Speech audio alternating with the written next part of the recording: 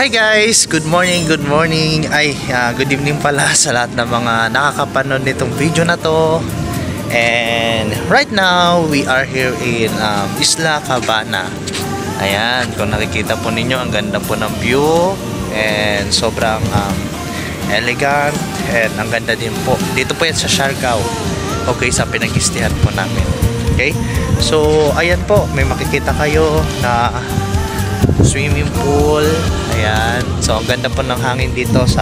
Sobrang sariwa po ng hangin. At ang sarap po sa pakiramdam. Kasi, alam niyo po, ang Siargao is one of the tourist spot po talaga. Na isa po sa mga nakasama din po sa 7 alam ko nakasama siya sa 7 Wonders of the Philippines na tourist spot ang Siargao. So ang ganda dito guys, napaka-aliwalas ng hangin at napaka-sarap na alam mo yon yung syempre kapag galing ka sa para siyang para siyang stress reliever yung Siargao at sarap po sa pakiramdam na makapasyal dito. At syempre yun nga, marami kang makikita din mga coconut tree. Okay, so yun yung kagandahan po sa Siargao. Ayun, sa lahat po ng nakakapanood itong video na to, yun yung naisip ko kung bakit din ako na gumawa ng mga video to inspire you, to motivate you.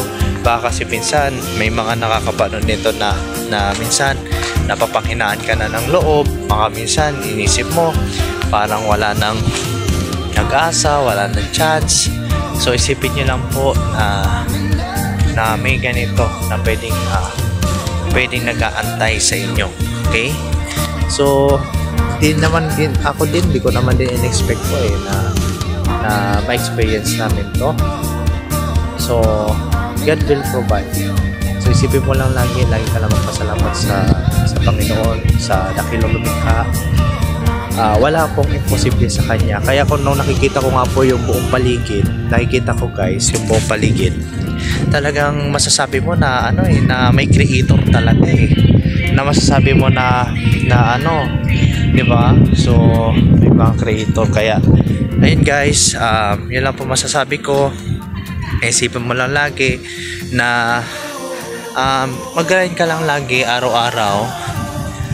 Syempre dapat hindi ka nakakalimot sa creator.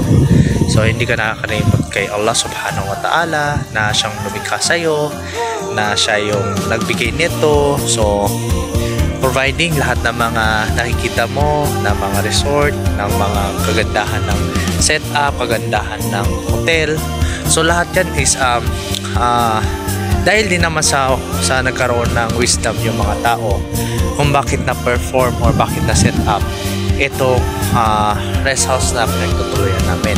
Pero definitely lahat ng resourceful na nangyari dito sa resort na to is nagagaling din naman sa natural resources like puno, so bago nabuo yung ganitong resort. So anong ibig ko sabihin guys? So sa lahat ng mga nakikita nyo, even po ako, sa lahat ng mga nakikita ko na magandang tuluyan, magandang pag-istihan, is lahat yan is nanggagaling mismo sa dakilang lumikha, ang Allah subhanahu wa ta'ala. Kaya guys, lagi lang tayo mapagkumbaba sa lahat ng mga blessings na nangyari sa atin, kasi minsan pinagkakaloob lang yan ng Allah para alam mo yun, para maging blessings din tayo sa iba.